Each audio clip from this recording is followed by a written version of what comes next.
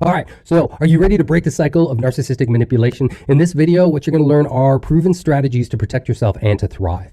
Don't let narcissistic manipulation hold you back. In this video, you'll discover game-changing techniques and strategies and wisdom to reclaim your freedom and your happiness. All right, so let's give it a shot. Now, I know these words, they might sound fancy and complicated, narcissistic manipulation, but don't worry because I'm going to break everything down to its very core, and we're going to feed it back as if it was a simple-to-read kid's storybook. So, narcissistic manipulation is like encountering this toxic character that just kind of beamed itself into this world from an alternate dimension, somewhere like, you know, the Upside Down in Stranger Things. If you watch that show, it's just this weird warped land where just dark evil creatures roam. They're like, you know, shadow monsters. And, you know, the slyest of them all is the narcissist. And somehow it found its way into our dimension, into our world. And for some reason, we suddenly have to deal with them. But, you know, fear not, because we've got a secret weapon to help protect ourselves. And that secret weapon is just loving ourselves. When we truly love ourselves, it's like having the shield made out of the strongest steel. With the shield, we become experts at spotting these manipulative narcissists from like just miles away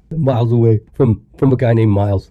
That wasn't meant to be a joke. So in this twisted dimension where narcissists come from, you know, they thrive because in their world, they come from a place that's just completely void of boundaries. In this world, it's like they've never learned what a boundary is, nor have they had to. So this little troublemaking little demon narcissist has somehow escaped their warp dimension and somehow landed in ours. And in this world, what they do is they're always pushing and pushing and pushing, thinking they could get away with anything that they wanted just by deciding it was so. And if they get upset, well, you know, they could just huff and puff and blow your house down and your life and your family and pretty much anything that's in the way. Your bank account, your cars, all fair game to a narcissist. And it's just because it's in the narcissist inhuman nature. It's part of their inhumanity. So in this weird little toxic world where narcissists kind of grew up, you kind of get a sense, and this is sometimes, maybe they had a narcissistic parent that they emulated. And maybe just, you know, sitting back and just watching and seeing how this narcissistic parent just dominated conversations, where they learn all these little tricky ways to get what they want, while, you know, maybe the other partner and the other parent was just like a super eager to please person who would just go whatever the narcissistic parent wanted. So maybe this was demonstrated to the narcissist as a child, how to behave and how to get what you want. And they ended up just emulating that because, hey, it worked in my childhood. I saw my parents doing it. So I think I'm going to do that too.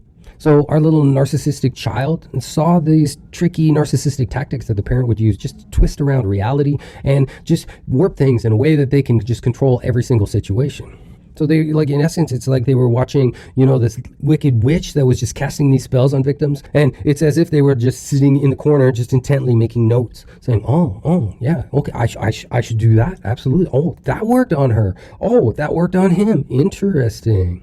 So this little baby narcissist probably just thought, hey, if it worked on them, you know, it's going to work for me too. When I get out into the real world, when I become an adult, that's the person I want to emulate. So that could just be one way that these narcissistic little characters learn their craft from just this dark dimension right here on Earth. So that might be how they learned and how they got these little magical little tactics to try to get whatever they want, whatever their desires are. But here's the enchanting part. By understanding this tale, understanding this story, we can gain a power to break the spell. We can recognize when someone is trying to pull over one of these sneaky narcissistic tactics on us. Knowing allows us to become just wizards of wisdom, and it allows us to just shield ourselves, wielding our magic of self-respect. And in narcissistic situations, when we have that knowledge, it's just kind of like, you know, Cinderella finding that glass slipper, or Dorothy just tapping her shoes together.